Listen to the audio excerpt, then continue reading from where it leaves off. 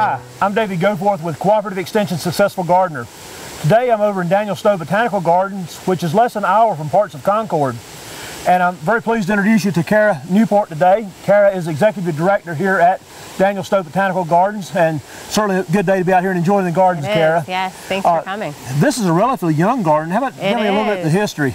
Yeah, we're actually getting ready to celebrate our 10-year anniversary of the opening of the main building and the perennial gardens, which you see behind us here. So we're coming up on 10 years, which is young for a garden. A lot of public gardens across the country are 100 years old or 150 years old. So really we're young, but we're a full-service garden, and we have a variety of different features to show our guests. Y'all received some pretty good recognition too. Yes, we are HGTV's garden that welcomes fall with a flourish. So we are known as a fall garden. So we really hit our peak time right about now in late August and then into September. So, you know, whenever anyone asks, we're beautiful all year round, but really the time to come and see the biggest show is September. And this is the only garden I really know that way. Most of them just sort of flower in the spring, and then everybody goes inside and sits in the air conditioning. Right, that's right, that's right. So we try to offer something for every season all year long, and fall is one of our peak seasons. And this year, this is our second year, we're doing something a little bit different too.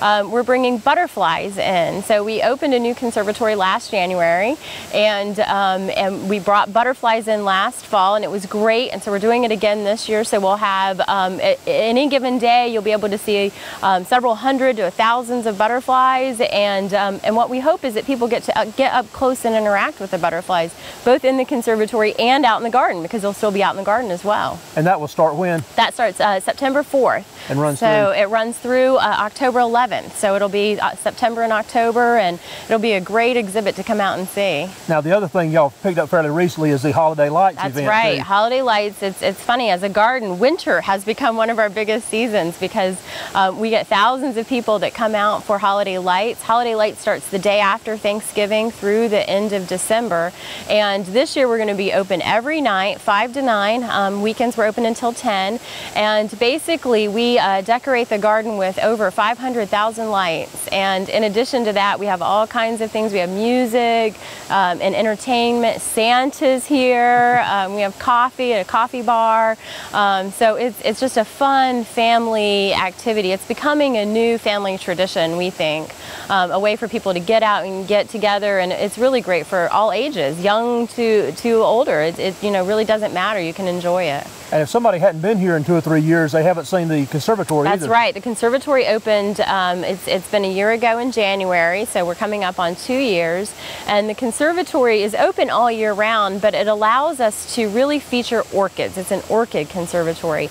And orchids, as you well know, are very interesting creatures in the plant world. They have very unusual flowers, very bright colors, and we feature them in a tropical backdrop. So it's not just orchids. We have a lot of bromeliads and other epiphytes, which are air plants, and a lot of tropical plants, and that really comes into peak in January and February. So this allows us to really be a year-round garden. So we have orchids in January, February into March, and then of course in the south where we are, spring becomes beautiful starting in February. So yes. We really pick it up in March, April, and May for spring, and then into summer. So it's a year-round experience. The other thing that I've noticed about this garden is the number of educational events. It's quite a bit more than the average garden.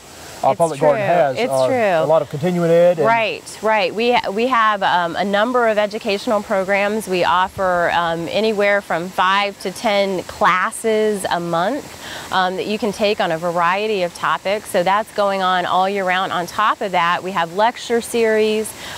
We have public events where you can come in, like for the butterfly event. It's not just come and see the butterflies. Every Friday, Saturday, and Sunday we'll have educational activities that go along with those. And I think a couple of full-time people working in the educational section. We do. Yep, we actually have a PhD in horticulture that runs our education department. So she's very knowledgeable, and she brings a lot of new and great ideas to our program.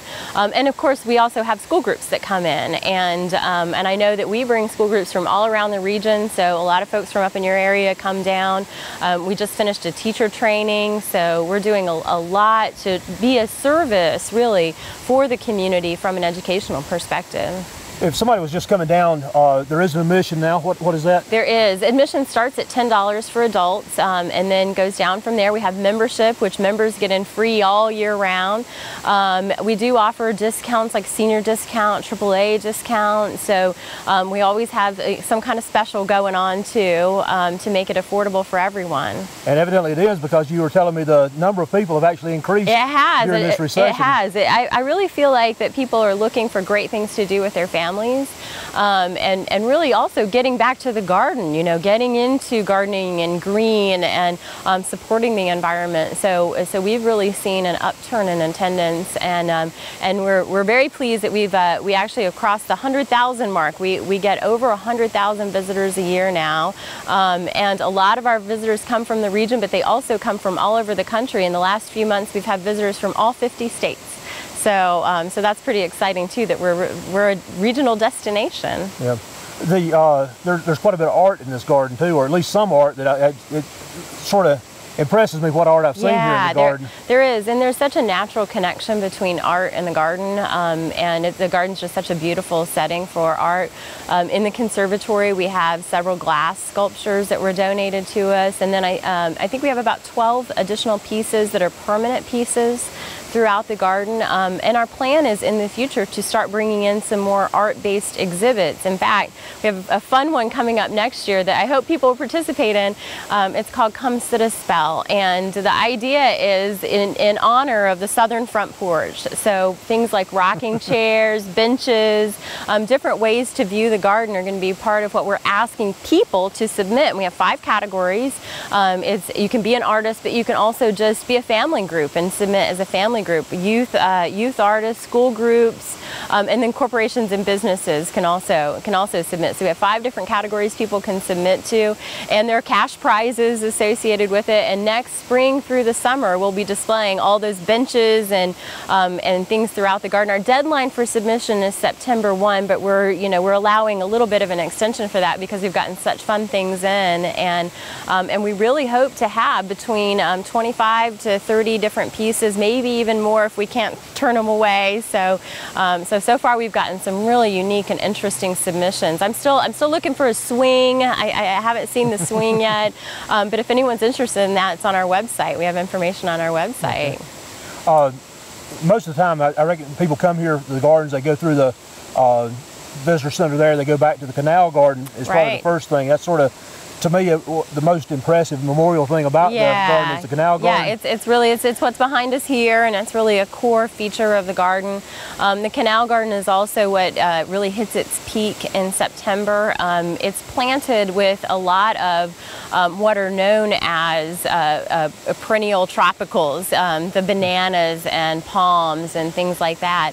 And then, of course, through the summer we feature summer tropicals. So we're able to have tropicals through the summer, but then in the fall what comes out that everyone loves is known as muley grass, Muhlenbergii, and that is a relative to the sweet grass that they make the sweet grass baskets out of. But it's beautiful. It has beautiful pink seed heads, and it really makes a splashy display in the September time period. But it's beautiful all year round too, with all the tropicals in there. And from the Canal Garden, you go on back through, and there's actually a series of room types. That's right. That's right. We have our garden's designed so there's different rooms that unveil, and so the canal around the visitor pavilion, our main building, are changing annual displays, and then before you get to Canal, there's our cottage garden. So we feature cottage plants, which are kind of grandma garden plants, and then you have Canal. But beyond that are what we call our perennial gardens, and we have several different perennial gardens that have really interesting designs. So one that features cool colors, one features hot colors. We have a fountain called the Crown Fountain, and around the Crown Fountain is a pink garden. Yeah, its design commonality is that everything in there has pink pink in it, either the flower or the leaf, or there's some peak attribute to it. So it makes sense around the crown fountain. Okay. And then we end the garden currently with a conifer garden. But as you know, this is only the beginning of our garden. It's sort of like one arm on it. Yeah. We have a 50-year master plan that this 10 years marks our first 10 years into, and so we have a lot of growth to go. The first thing that opened was the main gardens and the visitor pavilion in 1999. So like I said, this is our 10th year, and then we opened the white garden in 2003, and that's when we have a lot of our weddings and things like that. And it's also just a beautiful garden. Its theme is everything's white or silver in there. We opened the Conservatory then last year, and then coming next, you know, we have many different rooms, different garden areas, and exciting things coming. It may be a children's garden or a rose garden. Our master plan encompasses 400 acres, and we only have about 100 developed right now. So we've got a lot to go in the next 30 or 40 years. And you did mention the weddings. How many a year? We do about 100 weddings a year. It's one of our biggest businesses. We are a nonprofit. Unlike some nonprofits, we do not currently have an endowment, so we rely a lot on contributions and memberships and attendance, but also weddings.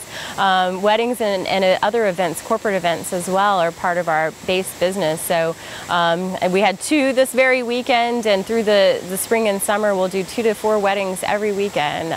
So there's lots of opportunity here, great different spaces. People have weddings right here, so you know, people really get to be creative with how they do their wedding as well. Well, Kara, we certainly appreciate you sharing about the garden with us. Again, we're at Daniel Stowe Botanical Gardens, and y'all do have a website? Yes, of course. It's www.dsbg.org, or you can search for it on the web under Daniel Stowe Botanical Garden. If you have any questions about the garden, be sure to give them a call. If you have any questions about horticulture, you can call me at the office. And until next time, plant for a better world.